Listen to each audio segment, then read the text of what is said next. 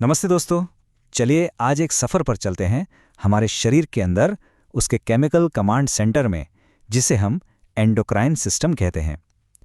यह सिस्टम हमारे nervous system से बिल्कुल अलग ढंग से काम करता है। सोच लीजिए, जहां नर्वस सिस्टम एक हाई स्पीड इंटरनेट केबल की तरह तेज़ी से पॉइंट टू पॉइंट मैसेज भेजता है, वहीं एंडोक्राइन सिस्टम एक वायरलेस रेडियो ब्रॉडकास्ट जैसा है। ये धीरे धीरे काम करता है, पर इसका असर बहुत गहरा और लंबे समय तक रहता है। तो इस सफर का रोड मैप क्या है? हम इसको बिल्कुल सिस्टमैटिक तरीके से ग्लैंड बाय ग्लैंड समझेंगे। इस स्ट्रक्चर से आपको हर एक ग्लैंड और उसके फंक्शंस को समझने और याद रखने में बहुत आसानी होगी। तो चलिए शुरू करते हैं हमारे पहले सेक्शन से। देखिए, हमारे शरीर को कंट्रोल करने के लिए दो बड़े कम्युनिकेशन नेटवर्क्स हैं। आइए इनके बीच के फर्क को अच्छे से समझते हैं। इसको समझने का एक बहुत ही बढ़िया तरीका है। सोचिए, जो न्यूरल सिस्टम है ना, वो बिल्कुल एक फास्ट वायर्ड इंटरनेट कनेक्शन जैसा है। एक जगह से दूसरी जगह पॉइंट टू पॉइंट तुरंत सिग्नल भेजता है। एक्शन बहुत फास्ट होता है, लेकिन इसका असर भी बहुत जल्दी खत्म हो जाता है। और दूसरी तरफ है हमारा एंडोक्राइन सिस्टम। ये आप कह सकते हैं एक रेडियो स्टेशन की तरह है, एक वायरलेस ब्रॉडकास्ट। ये हार्मोन्स को सीधे ब्लड में रिलीज करता है, जो फिर पूरे शरीर में फैल जाते हैं। इसका कम्युनिकेशन थोड़ा स्लो होता है, पर इसका असर बहुत लंबे समय तक बना रहता है। अब सवाल उठता है कि ये हार्मोन्स आखिर हैं क्या चीज़? सबसे पहले, ये नॉन न्यूट्रिएंट केमिकल्स हैं। इसका मतलब साफ है, इनसे कोई एनर्जी या पोषण नहीं मिलने वाला। इनका काम है इंटरसेल्युलर मैसेंजर्स का, यानी एक सेल से दूसरे सेल तक खबर पहुंचाना। और सबसे कमाल की बात, ये ट्रेस अमाउंट्स में प्रोड्यूस होते हैं, मतलब इतनी कम मात्रा में कि आप सोच भी नहीं सकते। लेकिन इनका असर बहुत ही पावरफुल होता है। इन्हें डक्टलेस ग्लैंड से सीधे रक्त में छोड़ दिया जाता है। तो अब वक्त है इस पूरे सिस्टम के हेड ऑफिस, इसके कॉर्पोरेट हेडक्वार्टर्स में झांकने का। ये हैं हाइपोथैलेमस और पिट्यूटरी ग्लैंड। ये दोनों मास्टर ग्लैंड्स हैं जो बाकी कई सारी ग्लैंड्स को अपने कंट्रोल में रखते हैं। तो इस कंपनी का सीईओ कौन है? वो है हाइपोथैलेमस। कहाँ बैठा है ये? हमारे फोर ब्रेन के बेस पर, जिसे डायनसेफेलॉन कहते हैं। अब एक सीईओ का काम क्या होता है? ऑर्डर्स देना। तो ये भी दो तरह के ऑर्डर्स देता है। पहला है रिलीजिंग हार्मोन्स, जो इसके नीचे काम करने वाली पिट्यूटरी ग्लैंड को हार्मोन रिलीज करने का आदेश देता है। जैसे जीएनआरएच पिट्यूटरी को कहता है कि गोनाडोट्रोफिन्स रिलीज करो। और दूसरा ऑर्डर है इनहिबिटिंग हार्मोन्स, जो पिट्यूटरी को कहता है कि अब हार्मोन रिलीज करना बंद करो। जैसे सोमेटोस्टैटिन ग्रोथ हार्मोन की रिलीज को रोक देता है। सीईओ के ठीक नीचे कौन होता है? General manager, right? तो यहां जनरल मैनेजर है हमारा पिट्यूटरी ग्लैंड। ये खास बोनी कैविटी, जिसे सेला टर्सिका कहते हैं, उसमें सेफ रहता है। अब इसके दो मेन डिविजन्स हैं। पहला है एडिनोहाइपोफाइसिस यानी एंटीरियर लोब, और दूसरा है न्यूरोहाइपोफाइसिस यानी पोस्टीरियर लोब। इंटरेस्टिंग बात यह है कि एंटीरियर पिट्यूटरी हाइपोथैलेमस से एक पोर्टल सर्कुलेटरी सिस्टम से जुड़ा है, जबकि पोस्टीरियर पिट्यूटरी पर हाइपोथैलेमस का डायरेक्ट न्यूरल कंट्रोल होता है। तो ये जो एंटीरियर पिट्यूटरी है ना, इसका पार्स डिस्टैलिस वाला हिस्सा, ये तो हार्मोन्स की फैक्ट्री है। चलिए देखते हैं क्या क्या बनता है यहाँ। ग्रोथ हार्मोन जीएच, हमारे शरीर के विकास के लिए। प्रोलैक्टिन पीआरएल, मेमोरी ग्लैंड्स के ग्रोथ और मिल्क फॉर्मेशन के लिए। Thyroid stimulating hormone TSH, thyroid gland को आदेश देने के लिए।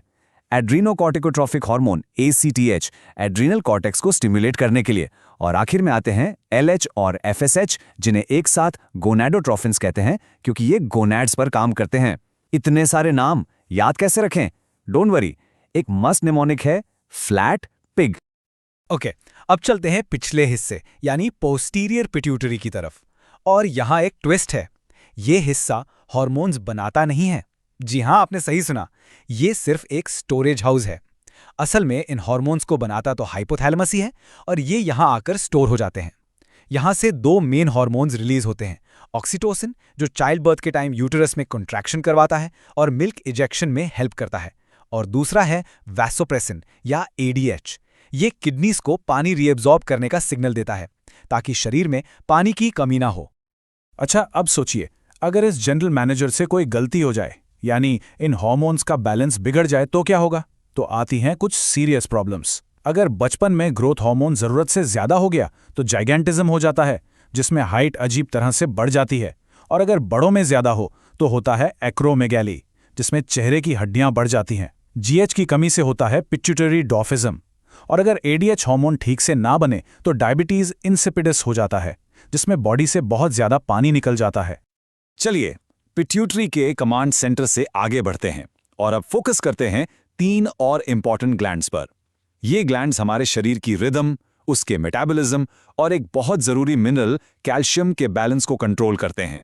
सबसे पहले बात करते हैं पाइनियल ग्लैंड की। यह हमारे फोर ब्रेन के ऊपर डॉर्सल साइड पर छोटा सा ग्लैंड है। इसे हमारे शरीर की बायोलॉजिकल क्लॉक, हमारी अंदर की घड़ी कह सकते हैं। ये मेलेटोनिन हार्मोन बनाता है जो हमारे 24 घंटे के डायurnal रिदम को, यानी सोने जागने के साइकिल को रेगुलेट करता है। अब आते हैं गले में। यहाँ ट्रेकिया के दोनों तरफ बटरफ्लाई शेप का एक ग्लैंड है, थायराइड ग्लैंड। ये है हमारे मेटाबॉलिज्म का मास्टर। ये T4 और T3 हार्मोन्स बनाकर हमारे बेसल मेटाबॉलिक रेट या BMR को कंट्रोल करता है। इसके अलावा ये RBC फॉर्मेशन, मेटाबॉलिज्म और इलेक्ट्रोलाइट बैलेंस में भी हेल्प करता है। और हाँ, इसके लिए आयोडीन बहुत जरूरी है। लेकिन अगर इस मेटाबॉलिज्म के मास्टर से काम में गड़बड़ी हो जाए तो मतलब या तो ये कम काम करे या ज्यादा, दोनों ही आफत हैं। जब थायराइड हार्मोन कम बनता है उसे हाइपोथायरॉयडिज्म कहते हैं। इससे गॉइटर हो सकता है जिसमें थायराइड ग्लैंड सूज जाती है। प्रेगनेंसी के दौरान इसकी कमी से बच्चे में क्रिटिनिज्म हो सकता है जिससे उनकी ग्रोथ रुक जाती है। और जब हार्मोन जरूरत से ज्यादा बनता है तो उसे हाइपरथायरॉयडिज्म कहते हैं। इसका एक कॉमन एग्जाम्पल है ग्रेव्स डिजीज, जिसमें आंखें बाहर की तरफ निकली हुई दिखती हैं, BMR बढ़ जाता है और तेजी से वेट लॉस होता है। अब आने वाला है एक कमाल का बैलेंसिंग एक्ट। इसके बीच हमारे ब्लड में कैल्शियम के लेवल्स के बीच थायराइड ग्लैंड के ठीक पीछे छुपे हुए होते हैं 4 छोटे छोटे पैराथायराइड ग्लैंड्स। ये बनाते हैं पैराथायराइड हार्मोन यानी PTH। ये एक हाइपर कैल्सेमिक हार्मोन है, यानी ये ब्लड में कैल्शियम लेवल को बढ़ाता है। कैसे? ये हड्डियों से कैल्शियम निकालता है और किडनी से इसका रीअब्जॉर्प्शन बढ़ाता है। और इसके ठीक ऑपोजिट काम करता है थायराइड ग्लैंड से निकलने वाला थायरोकैल्सिटोनिन या TCT। ये ब्लड कैल्शियम लेवल को कम करता है, तो एक बढ़ाता है एक घटाता है और दोनों मिलकर परफेक्ट बैलेंस बनाए रखते हैं। ओके, अब हम अपने सफर के अगले पड़ाव पर हैं। यहाँ हम बात करेंगे स्ट्रेस से लड़ने की, इम्यूनिटी की और हमारी बॉडी के फ्यूल सप्लाई यानी शुगर को कंट्रोल करने वाले ग्लैंड्स की। चलिए चेस्ट के एरिया में चलते हैं। यहाँ हमारे लंग्स के बीच स्टर्नम के पीछे छिपा है थाइमस ग्लैंड। इसको आप हमारे इम्यून सिस्टम का मिलिट्री ट्रेनिंग स्कूल समझ लीजिए। ये थाइमोसिन्स नाम का हार्मोन बनाता है जो T लिम्फोसाइट्स को मैच्योर करता है। ये T cells cell mediated immunity के लिए जरूरी है। जैसे जैसे उम्र बढ़ती है ये ग्लैंड छोटा होता जाता है, इसलिए बुढ़ापे में इम्यूनिटी कमजोर हो जाती है। और दूसरी तरफ है हमारा इमरजेंसी अलार्म सिस्टम। किडनी के ऊपर टोपी की तरह रखी एड्रीनल ग्लैंड का अंदरूनी हिस्सा एड्रीनल मेड्यूला। ये एड्रीनलिन और नॉरएड्रेनलिन बनाता है जिन्हें फाइट और फ्लाइट हार्मोन्स कहते हैं। खतरे के समय यही हमें बचाते हैं। तो अब अगर एड्रीनल ग्लैंड के बाहरी कवर यानी कॉर्टेक्स की बात करें तो यहां से निकलने वाले हार्मोन्स को हम कहते हैं कॉर्टिकॉइड्स। इनमें से स्टार प्लेयर है कॉर्टिसोल, एक ग्लूकोकॉर्टिकॉइड। ये ब्लड शुगर लेवल बढ़ाता है और एक पावरफुल एंटी इन्फ्लेमेटरी एजेंट भी है। दूसरा है एल्डोस्टेरॉन, एक मिनरलोकॉर्टिकॉइड। इसका काम है शरीर में पानी और इलेक्ट्रोलाइट्स, खासकर सोडियम का संतुलन बनाए रखना। इसकी कमी से एडिसन्स डिजीज हो जाती है जिसमें बहुत कमजोरी महसूस होती है। इसके अलावा थोड़ी मात्रा में यहां से एंड्रोजेनिक स्टेरॉइड्स भी निकलते हैं। अब बात करते हैं एक बहुत ही यूनिक ग्लैंड की, पैनक्रियाज। ये कॉम्पोजिट ग्लैंड है, मतलब एक्सोक्राइन भी है और एंडोक्राइन भी। हम फोकस करेंगे इसके एंडोक्राइन पार्ट पर, जिसे आइलेट्स ऑफ लैंगरहैंड्स कहते हैं। यहाँ 2 तरह के मेन सेल्स हैं। अल्फा सेल्स बनाते हैं ग्लूकागॉन जो ब्लड शुगर को बढ़ाता है, इसलिए ये एक हाइपरग्लाइसीमिक हार्मोन है। और बीटा सेल्स बनाते हैं इंसुलिन जो सेल्स को ग्लूकोज यूज करने में मदद करके ब्लड शुगर को कम करता है, इसलिए ये एक हाइपोग्लाइसीमिक हार्मोन है। जब इंसुलिन ठीक से काम नहीं करता या कम बनता है तो हो जाता है डायबिटीज मेलिटस।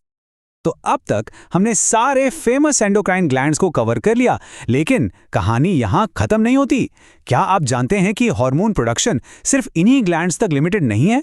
चलिए देखते हैं कि हमारे रिप्रोडक्टिव ऑर्गन्स और दूसरे वाइटल ऑर्गन्स कैसे इस केमिकल कोऑर्डिनेशन में हिस्सा लेते हैं।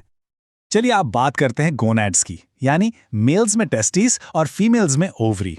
इनका भी डबल रोल है। ये प्राइमरी सेक्स ऑर्गन्स तो हैं ही, लेकिन ये पावरफुल एंडोक्राइन ग्लैंड्स भी हैं। टेस्टिस बनाते हैं एंड्रोजन्स जिसमें मेन है टेस्टोस्टेरोन। ये मेल कैरेक्टरिस्टिक्स जैसे आवाज का भारी होना और स्पर्म प्रोडक्शन के लिए जिम्मेदार हैं। दूसरी तरफ ओवरीज बनाती हैं ईस्ट्रोजन और प्रोजेस्टेरोन। ईस्ट्रोजन फीमेल कैरेक्टरिस्टिक्स और मेंस्ट्रुअल साइकिल को रेगुलेट करता है, जबकि प्रोजेस्टेरोन प्रेगनेंसी को सपोर्ट करने वाला जरूरी हार्मोन है। अब आते हैं कुछ सरप्राइजिंग फैक्ट्स पर। ऐसे ऑर्गन्स जो आप शायद एंडोक्राइन सिस्टम का हिस्सा मानते ही ना हो, वो भी हार्मोन्स बनाते हैं। फॉर एग्जाम्पल, हमारा हार्ट।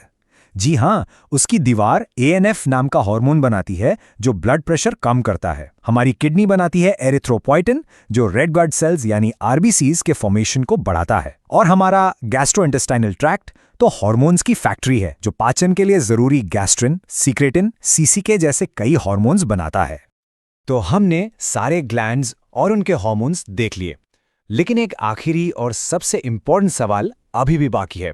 ये हार्मोन्स आखिर अपना काम करते कैसे हैं? उन्हें कैसे पता चलता है कि किस सेल को क्या मैसेज देना है? चलिए इस सीक्रेट कोड को डिकोड करते हैं। बेसिकली हार्मोन्स के काम करने के दो मेन तरीके होते हैं। पहला मैकेनिज्म उन हार्मोन्स के लिए है जो सेल के अंदर नहीं जा सकते, जैसे प्रोटीन हार्मोन्स। इनको आप ऐसे समझिए जैसे कोई पोस्टमैन जो दरवाजे पर ही बेल बजाकर चला जाता है। ये हार्मोन्स सेल की मेम्ब्रेन पर लगे रिसेप्टर से जुड़ते हैं और अंदर एक सेकंड मैसेंजर जैसे CAMP या कैल्शियम आयंस को एक्टिवेट कर देते हैं और फिर यह मैसेंजर आगे का सारा काम करता है। दूसरा मैकेनिज्म उन हार्मोन्स के लिए है जो VIPs हैं। ये सेल के अंदर जा सकते हैं, जैसे स्टेरॉयड और थायराइड हार्मोन्स। ये दरवाजा नॉक नहीं करते, ये सीधा घर के अंदर न्यूक्लियस तक पहुंच जाते हैं। वहां ये इंट्रासेलुलर रिसेप्टर से जुड़कर सीधे जीनोम पर प्रभाव डालते हैं और जीन एक्सप्रेशन को बदल देते हैं। तो दोस्तों, इस पूरे सफर में हमने देखा कि हमारा एंडोक्राइन सिस्टम कितना कॉम्प्लेक्स और ब्यूटीफुली कोऑर्डिनेटेड है। ये एक परफेक्ट ऑर्केस्ट्रा की तरह है जो हार्मोन्स के जरिए हमारी बॉडी में एक नाजुक बैलेंस, जिसे होम्योस्टैसिस कहते हैं, बनाए रखता है। लेकिन ये हमें सोचने पर मजबूर करता है, और कौन से ऐसे अनकहे अनजाने कॉम्प्लेक्स फीडबैक लूप्स होंगे जो हर पल हर सेकंड चुपचाप हमारे शरीर को इस परफेक्ट हार्मनी में चला रहे हैं। इस सवाल के साथ आज की ये चर्चा यहीं समाप्त होती है।